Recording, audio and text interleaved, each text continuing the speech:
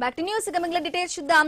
Weather స్టేషన్లు పనిచేయకపోవటం ఎవరి తప్పిదమని MP YS Avinash Reddy ప్రశ్నించారు.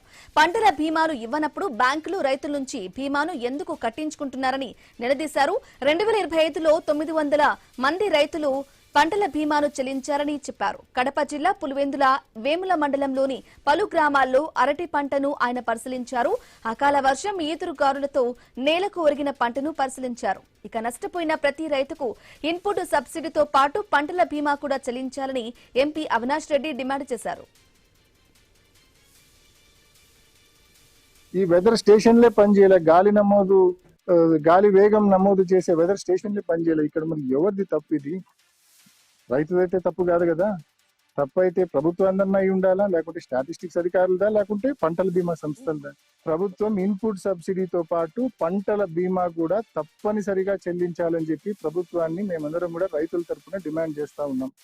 అండ్ రెండోది ఈ మాదిరి గాలులు వచ్చి ఇంత పెద్ద ఎత్తున పంట నష్టపోయినప్పుడు ఈ పంటతో పాటు రైతుకు సహజంగానే ఒక పక్క పంట లక్షల రూపాయల పంట కోల్పోవడంతో పాటు ఇంకా వేరే రూపంలో కూడా నష్టం. అంతే, ఏదైతే డ్రిప్ పంటలో ఉంటుందో ఆ డ్రిప్ అంతా కూడా నిరుపయోగం అయిపోతుంది.